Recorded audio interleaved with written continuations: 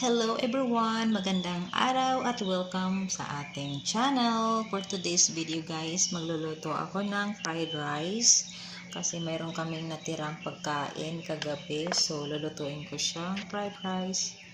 At may hiniwa akong sibuyas at saka bawang. At may nabili ako na frozen na mixed vegetables. At saka yung longganisa, kinat ko lang siya ng ganyan. Tapos ito yung karning giniling na baboy. Marami siyang taba. So, hindi tayo gagamit ng mantika. Yan yung gagamitin natin ngayon. So, let's start! Ayan guys, ito marami kasing taba itong mas mataba siya yung giniling niya na bili ko, kaya hindi tayo gagamit ng mantika. At saka yung longganisa mayroon din siyang mantika. Kaya itanyamin ko na lang siya. Hinayaan natin yung apoy.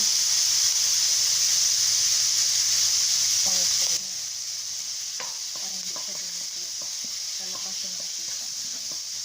So, ito yung gagamitin natin na mantika sa baboy para sa ating fried rice.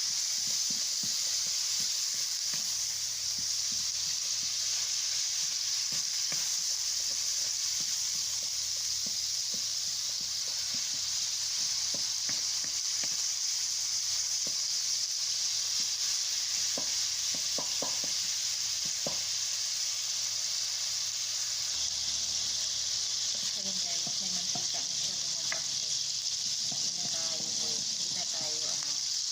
Hindi na natin kailangan ng mantika pa. So, ito din nagmamantika rin itong longganisa natin. So, igigisa muna natin itong dalawa bago natin ilagay ang sibuyas at ang bawang. Maraming taba talaga yung karning baboy na nabili ko. Ito rin mas maano rin ito. Ma-oily rin siya.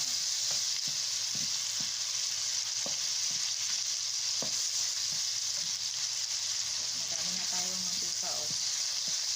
Ayan. Sige na sa panggisan ng sibuyas at bawang.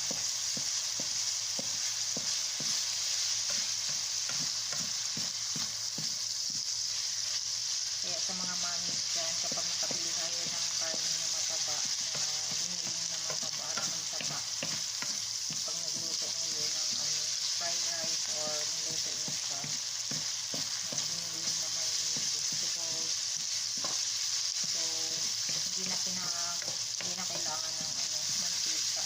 So, ilalagay nyo lang sa kawali, tapos i-ano nyo lang siya hanggang sa lumabas yung mantika.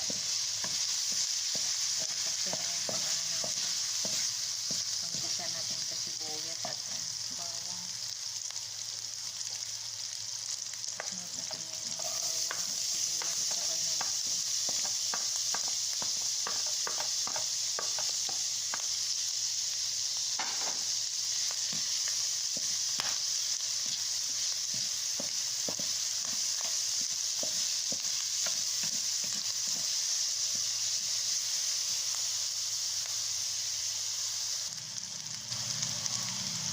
Ayan siya guys, sakto lang siya ang mantika niya, sakto lang sa sibuyas at saka bawang sa panggisa.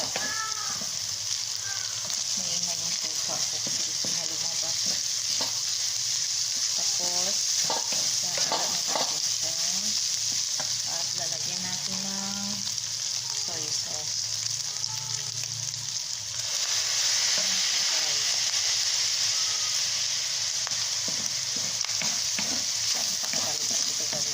Tapos, isunod natin ngayon ang ating gulay.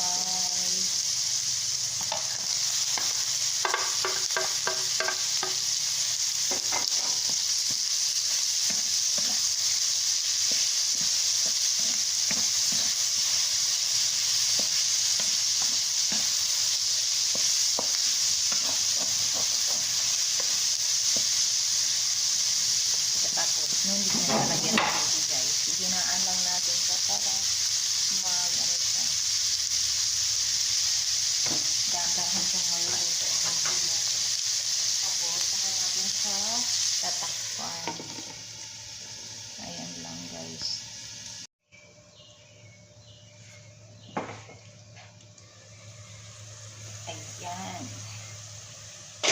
Luto na ang ating vegetables. Pwede natin ilagay ang kanin. Luto na. So, ilalagay natin yung kanin natin. Ito yung tira namin kagabi, guys. Marami kasing kanin na natira, kaya gagawin ko na lang siyang fried rice para sa agahan namin.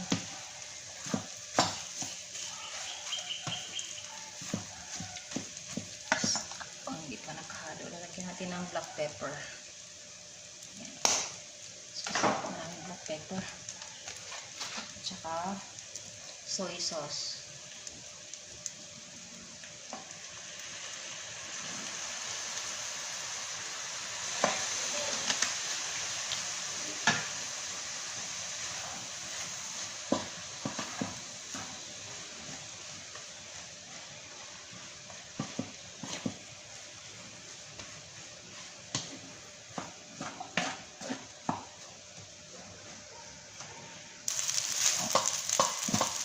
Yan, luto ng ating fried rice. Sarap nito, guys.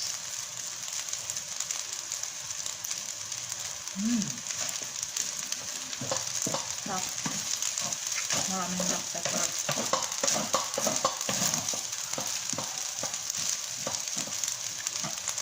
Mabango. Let's eat na! Ayan, guys, ito na yung finished product natin na fried rice. Ayan, ito yung papakain ko ni Bossing. Favorite niya to. Fried rice.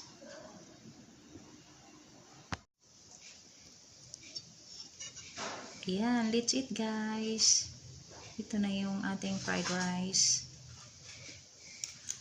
Ang sarap.